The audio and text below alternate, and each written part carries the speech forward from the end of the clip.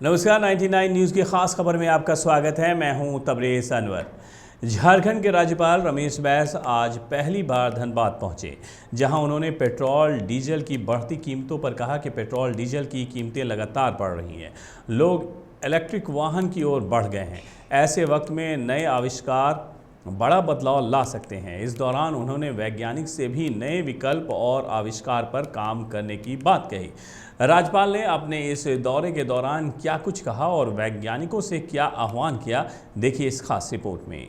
राज्यपाल रमेश बैस आज धनबाद दौरे पर थे, जहां वो केंद्रीय खनन और ईंधन अनुसंधान संस्थान यानी सिम्फर के प्लैटिनम जुबली समापन समारोह में बतौर मुख्य अतिथि शामिल हुए। सिम्फर में वैज्ञानिकों को संबोधित करते हुए राज्यपाल ने कहा कि पूर्व प्रधानमंत्री अटल बिहारी वाजपेयी के कार्यकाल में मैं जब मंत्री था तो मेरे पास खनन का भी प्रभार था। उस दौरान मैंने देश दुनिया के कई खनन क्षेत्रों का दौरा किया था, पर धनबाद कोयलांचल में पहली बार आया हूँ। उन्होंने कहा कि तन मंत्र और यंत्र दुनिया को आगे ले जा रहे हैं।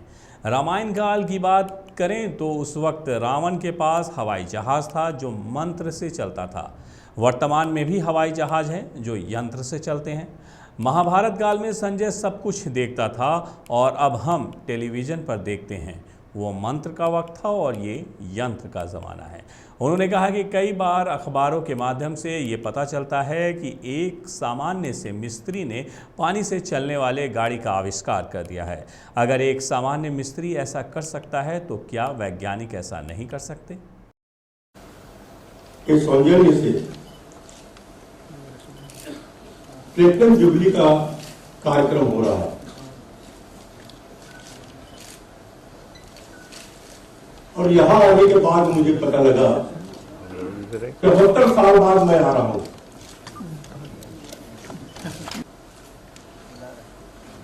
जब सांसद जी बताए कि अभी हमारे सर के कॉलर भी पेटेंट विदेश में है,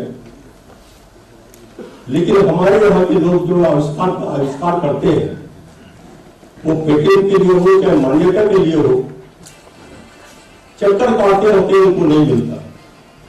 और समाचार पत्र में हम लोग पढ़ते हैं कि कोई मिस्त्री है वो पानी में गाड़ी चला रहा है। पेट्रोल डीजल इतना महंगा हो गया, अगर पानी में अगर वो गाड़ी चल सकती है तो हम उसको डेवलप क्यों नहीं कर पाते? आज समय के अनुसार हमको इलेक्ट्रिक में जाना पड़ रहा है। अभी मैंने देख रहा था पोटास, टोटल पोटास यहाँ कितना महत्वपूर्ण है किसानों के लिए, लेकिन 100% इंपोर्ट होता है। लेकिन खाली हम चाइना से हमारा विरोध हो गया, इसलिए हम पूरे आवाज उठा रहे कि चाइना के सामान का विरोध करेंगे। हम सारे विदेश से आए हुए सामान को ना उपयोग करके हम अपने देश में बना हुआ सामान को उपयोग करें, हम स्वदेशी को अपनाएं, तो जो पैसा हमारा विदेश जाता है वो पैसा देश के अंदर ही रहे।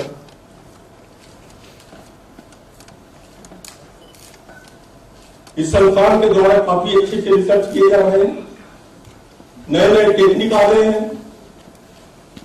अब पुराने जमाने में मैं जब मिस्र गया, इजिप्ट में गया, तो मैं पिरामिड देखा तो मैं सोचने लगा कि इतना बड़ा भारी भारी पत्थर को कैसे चढ़ाए होंगे। राज्यपाल ने कहा कि कोयले का प्रचुर भंडार होने के बावजूद कोयला आयात करना पड़ रहा है।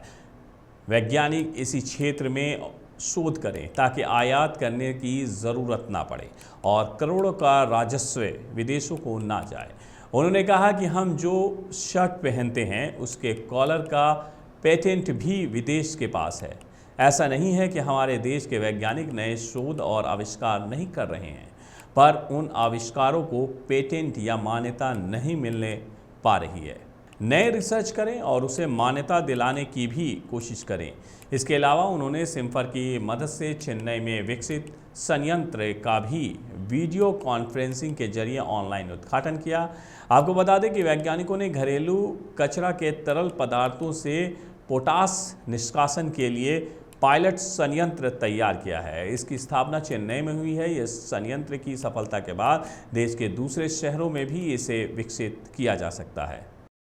CSIR, CIMFR संस्था के द्वारा मुझे आमंत्रित किया गया था और इस संस्था का 75 साल पूरा हो गया। प्लेटिनम जुबली में सारे वैज्ञानिक इकट्ठे हुए हैं और भारत की एक ऐसी संस्था है जो खाली देश में नहीं विदेशों में अपनी तकनीक को दे रही है। और यह इतनी पुरानी संस्था होने के बावजूद अच्छे ढंग से चला रहे हैं। इस संस्था में जो भी काम होंगे देश को आगे बढ़ाने के लिए यहाँ नए नए रिसर्च होते हैं, नए नए तकनीक का ज्ञान होता है और इस संस्था से सरकार को भी और देश को भी काफ़ी अपेक्षाएं हैं कि भारत आत्मनिर्भर बने, जिसमें CSIR इनका भी भागीदारी होगा। धन्यवाद।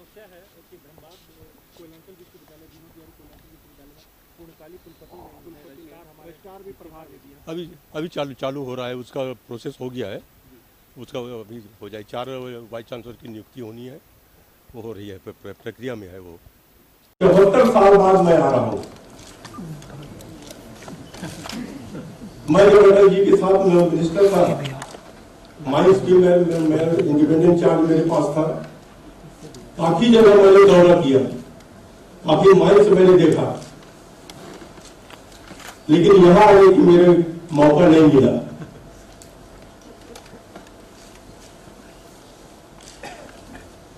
और यहाँ एक बात मुझे लगता है कि हम लोग बच्चों से हम लोग एक मुहावरा पूछते थे, अकल बड़ी की भैंस। और आज ऐसे बुद्धिमान लोगों के बीच में मैं अपने आप को पाकर प्रसन्नता महसूस कर रहा हूं। अभी प्रेजेंटेशन में भी काफी दिखाया गया, साफर जी ने भी काफी विषयों पर प्रकाश डाला कि कोयले के हमारे पास भरपूर भंडार होने के बाद भी कोयले के शॉर्टेज हो रहे हैं, हमको इंपोर्ट करना पड़ता है। यहाँ के कोयले में एस कंटेंट ज्यादा होता है, फॉरेन के कोयले में एस कंटेंट कम होता है। ये जो CSIR संस्था में इतने वैज्ञानिक हमारे काम कर रहे हैं, इतने तकनीक उच्च कोटि की आधुनिक तकनीक ला रहे हैं और विदेशों में भी यहाँ के तकनीक का ज्ञान हम विदेशों में भी दे रहे हैं। इसके लिए मैं सारे यहाँ के वैज्ञानिकों का, अधिकारियों का मैं धन्यवाद देता हूँ, बधाई देता हूँ कि समय के अनुसार, समय की मांग को देखते हुए हम और क्या यहाँ पर आविष्कार कर सकते हैं, क्या अच्छा चीज बना सकते हैं। इसके लिए अगर आप लोग ध्यान देंगे तो इस संस्था का नाम तो होगा, लेकिन देश का नाम भी विदेशों में जाएगा कि भारत तकनीकी में भी पीछे नहीं है, वो कुछ भी बना सकता है, कुछ भी कर सकता है। और ये बातें विदेश के लोग अब अच्छी तरह समझ गए हैं कि आने वाला के सौजन्य से प्लेटिनम जुबली का कार्यक्रम हो रहा है।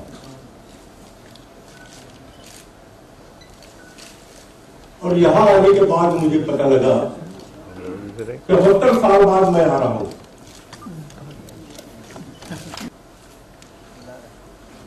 जैसे सौसर जी बता रहे कि ये हमारे सर के कॉलर भी पेटेंट विदेश में है, लेकिन हमारे यहाँ के लोग जो आविष्कार करते हैं, वो पेटेंट के लिए हो चाहे मान्यता के लिए हो, चक्कर काटते रहते हैं, उनको नहीं मिलता। और समाचार पत्र में हम लोग पढ़ते हैं कि कोई मिस्त्री है, वो पानी में गाड़ी चला रहा है। पेट्रोल डीजल इतना महंगा हो गया, अगर पानी में अगर वो गाड़ी चल सकती है तो हम उसको डेवलप क्यों नहीं कर पाते। आज समय के अनुसार हमको इलेक्ट्रिक में जाना पड़ रहा है। अभी मैंने देख रहा था पोटास, टोटल पोटास यहाँ कितना महत्वपूर्ण है किसानों के लिए, लेकिन 100% इंपोर्ट होता है। लेकिन खाली हम चाइना से हमारा विरोध हो गया, इसलिए हम पूरे आवाज उठा रहे कि चाइना के सामान का विरोध करेंगे। हम सारे विदेश से आए हुए सामान को न उपयोग करके हम अपने देश में बना हुआ सामान को उपयोग करें, हम स्वदेशी को अपनाएं, तो जो पैसा हमारा विदेश जाता है वो पैसा देश के अंदर ही रहे।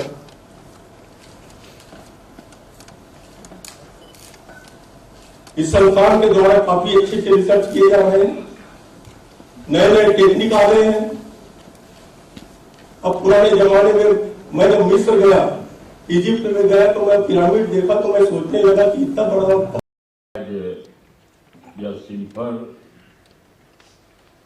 75 वर्ष पूरा किया और धनबाद के लिए गर्व का विषय भी है कि ऐसे प्रतिष्ठित संस्थान धनबाद में है और उसके कारण भी जिस समय इसकी स्थापना की गई उस समय भारत में ज्ञात कोयला का स्रोत सिर्फ धनबाद झरिया में था। यह दूसरी बात है कि आज हम सबसे पीछे चले गए और कई सब्सिडी आगे चली, लेकिन 46-47 उस समय जो भारत में ज्ञात कोयले का स्रोत और उत्पादन सिर्फ झरिया कोलफील्ड में ही था। ये हमारे लिए और हमारे सिम्फर परिवार के लिए गौरव का क्षण है कि 75वां वर्ष हम पूरा किए और इस शुभ अवसर पर झारखंड के माननीय राज्यपाल माननीय रमेश बैस जी पधारे, नीति आयोग के सदस्य डॉक्टर VK सारस्वत, हमारे अनुसंधान परिषद के सदस्य और अध्यक्ष सारे लोग उपस्थित थे। और हम लोगों को आगे 25 साल और फिर अगर 50 साल जब भारत इस 21वीं शताब्दी में विश्व गुरु बनेगा तो सिम्फर का क्या योगदान होगा, इस पर हमने चर्चा किया और माननीय राज्यपाल महोदय का हमें आशीर्वाद मिला। हम बहुत गौरवान्वित हैं और देश के अर्थव्यवस्था में यह संस्थान हमेशा योगदान करता है। जैसे कि मैंने चर्चा में कहा था कि 200 से अधिक इंडस्ट्री पार्टनर्स हमारे नॉलेज पार्टनर हैं, उनको हम अपनी टेक्नोलॉजी देते हैं। 3:30 बजे से इंडस्ट्री मीट होगी जिसमें पूरे भारत से आए हुए इंडस्ट्री के पार्टनर्स हमारे साथ साझा करेंगे और वो अपनी नीड बताएंगे, हम उसका सलूशन देंगे। यह हमारे लिए और धनबाद की जनता के लिए गौरव का क्षण है कि इतने सारे अतिथि धनबाद में आए हैं। सारे लोग आए हैं, अपने डिफेंस के भी लोग आए हैं, प्राइवेट इंडस्ट्री के लोग आए हैं। अभी हम लोगों ने एक, जैसा मैंने कहा, कुद्रेमुख आयरन ओर को हम लोगों ने 185 करोड़ की टेक्नोलॉजी दी है। तो इस तरह से बहुत सारे लोग आए हैं। कोशिश करेंगे कि सिम्फर का पूरे भारत में ही नहीं, अफगानिस्तान में, मस्कट में, नेपाल में, भूटान में, और हम वो समय दूर नहीं है जब हम अमेरिका में और ऑस्ट्रेलिया में भी अपनी टेक्नोलॉजी देंगे। हमारे भारत सरकार ने हमें 100 मिलियन टन कोयला को गैसीफाई करने के लिए जिम्मेवारी मिली है नीति आयोग को। नीति आयोग के सदस्य चाहते थे कि हम उसका प्लांट लगाएं और सक्सेसफुली प्लांट हमने रन किया और वो देख करके उनको विश्वास हो गया है कि हाई ऐश कोल, जो भारत की कोयले की यही कमी है कि हमारे पास ऐश मात्रा बहुत ज़्यादा है, वो ऐश को हम दूर कर पा रहे हैं और वो प्लांट ऑपरेशनल हो गया है और मरकरी इमिशन का भी सेंटर ऑफ एक्सीलेंस हुआ है आज। उसके वजह से हम पूरे इंडस्ट्री में कैसे मैनेजमेंट करना है मरकरी का।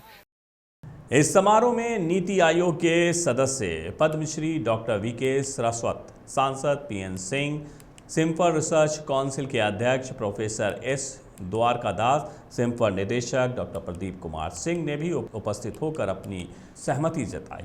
अतिथियों ने तकनीकी आधारित 2 पुस्तकों का विमोचन भी किया।